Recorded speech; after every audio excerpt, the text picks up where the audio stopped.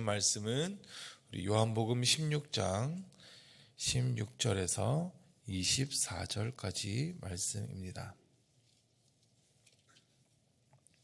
요한복음 16장 16절에서 24절까지 말씀 우리 다 같이 한 목소리로 봉독하겠습니다. 조금 있으면 너희가 나를 보지 못하겠고 또 조금 있으면 나를 보리라 하시니 제자 중에서 서로 말하되 우리에게 말씀하신 바 조금 있으면 나를 보지 못하겠고 또 조금 있으면 나를 보리라 하시며 또 내가 아버지께로 감이라 하신 것이 무슨 말씀이냐 하고 또 말하되 조금 있으면이라 하신 말씀이 무슨 말씀이냐 무엇을 말씀하시는지 알지 못하노라 하거늘 예수께서 그 묻고자 함을 아시고 이르시되 내 말이 조금 있으면 나를 보지 못하겠고 또 조금 있으면 나를 보리라 함으로 서로 문의하느냐 내가 진실로 진실로 너희에게 이르노니 너희는 곡하고 애통하겠으나 세상은 기뻐하리라 너희는 근심하겠으나 너희 근심이 도리어 기쁨이 되리라 여자가 해산하게 되면 그때가 이르렀으므로 근심하나 아기를 낳으면 세상에 사람 난 기쁨으로 말미암아 그 고통을 다시 기억하지 아니하느니라. 지금은 너희가 근심하나 내가 다시 너희를 보리니 너희 마음이 기쁠 것이요 너희 기쁨을 빼앗을 자가 없으리라. 그날에는 너희가 아무것도 내게 묻지 아니하리라. 내가 진실로 진실로 너희에게 이르노니 너희가 무엇이든지 아버지께 구하는 것을 내 이름으로 주시리라. 지금까지는 너희가 내 이름으로 아무것도 구하지 아니하였으나 구하라 그리하면 받으리니 너희 기쁨이 충만하리라. 아멘. 예수님께서는 지금 제자들이 당할 박해에 대해서 계속해서 말씀하고 계십니다. 두렵겠죠. 그러나 예수님께서 함께 계시기만 한다면 두려울 곳이 없다고 생각할 수 있는데요. 오늘 예수님께서는 떠날 것이라고 내가 떠나는 것이 너희에게 유익이라고 말씀하십니다. 제자들은 예수님의 이 말씀을 이해하지 못하고 있습니다. 오늘 본문의 시작인 16절 말씀도 전혀 이해하지 못했습니다. 조금 있으면 너희가 나를 보지 못하겠고 또 조금 있으면 나를 보리라 하시니 구체적으로 제자들이 이해하지 못한 것은 두 가지입니다. 17절 마지막 부분을 보시면 내가 아버지께로 감이라 하신 것이 무슨 말씀이냐 예수님께서 아버지께로 가신다라고 하는데 도대체 이거 어디로 가신다는 말이냐 또 18절에서는 조금 있으면 이라고 하시는데 그건 또 언제인가 조금 있으면 나를 보지 못하겠다 하시고 또 조금 있으면 또 나를 보리라고 하시는데 그 조금이 언젠지 얼마만큼인지 이해하지 못했습니다. 예수님께서는 이 제자들이 이해하지 못하는 내용들을 아셨습니다. 그래서 다시 자세히 설명해 주십니다. 그것이 20절인데요. 내가 진실로 진실로 너희에게 이르노니 너희는 곡하고 애통하겠으나 세상은 기뻐하리라. 너희는 근심하겠으나 너희 근심이 도리어 기쁨이 되리라. 제자들은 곡하고 애통하게 될 것입니다. 그런데 세상은 기뻐할 것입니다. 제자들은 근심하게 될 것입니다. 그런데 그 근심이 나중엔 기쁨으로 변할 것입니다. 이건 무슨 말인지 더 어려워졌어요. 그러나 제자들은 이 말이 무슨 말인지 예수님의 부활 이후에 이해할 수 있었습니다. 예수님을 조금 있으면 보지 못할 것이고 또 조금 있으면 보게 될 것이라는 말씀은 분명히 십자가와 부활에 대한 말씀이죠. 예수님은 곧 십자가에 달리게 되실 것입니다. 그때 제자들은 무서워서 뿔뿔이 흩어집니다. 충격을 받고 슬퍼하며 애통하게 됩니다. 세상, 즉 사탄의 세력은 예수님을 이긴 줄 알고 기뻐합니다. 그들이 승리한 것으로 생각했어요. 그러나 예수님의 부활로 모든 것이 뒤집혔습니다. 예수님은 죽음을 이기시고 승리하셨습니다.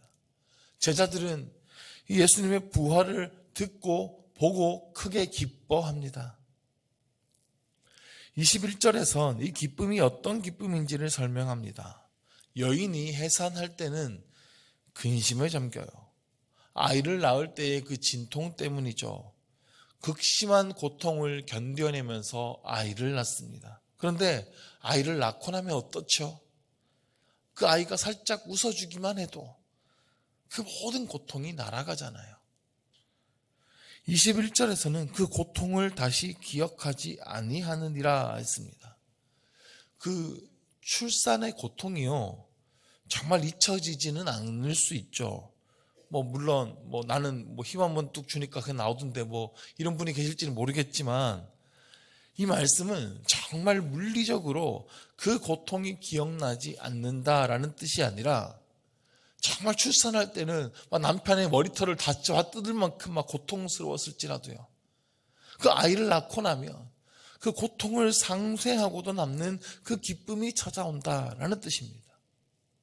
그래서 아이를 또 낳는 거죠. 출산의 고통보다 더 큰 기쁨, 그 고통을 능히 감당하고도 남을 기쁨과 행복을 아이로부터 얻기 때문입니다. 아무리 고통스러울지라도 흔들 수 없고 바꿀 수 없는 근원적인 기쁨을 발견하게 된다라는 뜻이죠. 부활하신 예수님을 만난 제자들의 기쁨이 그러했습니다. 사망 권세를 이기신 예수님, 우리와 영원히 함께 계시는 예수님, 그로 인해 우리에게도 영원한 생명이 허락되었다는 그 사실, 그 예수님을 만난 그 기쁨, 십자가로 인한 근심과 고통을 능히 이길 수 있는 것이었습니다. 제자들은 부활 이후에야 이 말씀의 의미를 깨달았습니다. 그러면 이때에는 알아듣지도 못할 말로 제자들에게 미리 말씀해 주신 이유는 무엇일까요?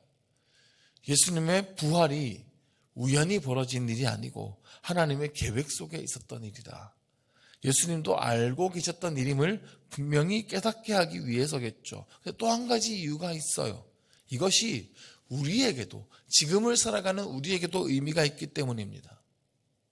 예수님은 지금 제자들에게 핍박이 있을 것이라고 말씀하고 계시죠. 이것은 우리에게도 마찬가지입니다.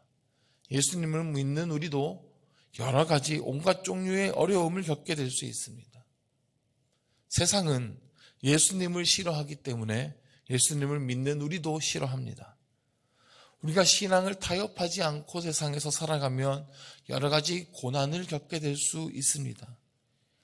여전히 기독교에 대한 핍박이 심한 나라들도 전 세계에는 많습니다. 우리나라에서도 말씀을 그대로 지키면서 살아가려면 여러 가지 손해를 감수해야 합니다. 그런 거 아니어도 사실 우리가 이 땅에서 하루하루 살아가는 것 자체가 참 힘든 일이죠. 슬픔과 고통과 애통함이 늘 우리 삶의 그림자처럼 따라다닙니다. 아무 근심 없이 살아가는 사람은 한 사람도 없어요. 이 세상에 속한 어떤 일들 때문에 계속해서 고통과 걱정과 불안이 계속됩니다. 이런 퍽퍽한 세상 속에서 우리가 소망을 가질 수 있는 것이 하나 있어요. 다시 오실 예수님에 대한 소망을 가지라는 것입니다. 십자가의 고통을 지나면 부활의 아침이 옵니다. 고통이 가득한 이 땅의 시간이 지나고 나면 예수님께서 다시 오십니다. 예수님께서 다시 오시면 이 땅의 모든 슬픔과 아픔과 고통은 사라질 것입니다. 예수님께서 우리를 그 넓은 품에 친히 안아주실 것입니다. 그 모든 눈물을 씻어주실 것입니다. 천국에서 누릴 그 기쁨으로 인해서 이 땅에서 겪게 된 모든 고통은 다시 기억되지 않을 것입니다. 그러므로 지금 이 예수님의 말씀은 1차적으로는 십자가와 부활에 대한 말씀이고, 또 우리에게는 이 땅에서의 고난과 예수님의 재림에 대한 소망의 말씀입니다. 우리는 예수님 다시 오실 그날을 바라보며 이 땅에서의 힘겨운 삶을 이겨낼 수 있어야 합니다. 그런데 우리가 이 땅을 살아가는 것이 오직 그 재림만을 바라보면서 힘겹게 그냥 견뎌내야만 하는 것은 절대 아닙니다. 우리에게 약속된 또 하나의 귀한 약속이 있습니다. 23절입니다. 그날에는 너희가 아무것도 내게 묻지 아니하리라. 내가 진실로 진실로 너희에게 이르노니 너희가 무엇이든지 아버지께 구하는 것을 내 이름으로 주시리라. 구약시대에는 이 백성이 하나님의 뜻을 물으려면 제사장이나 선지자에게 물어야 했어요.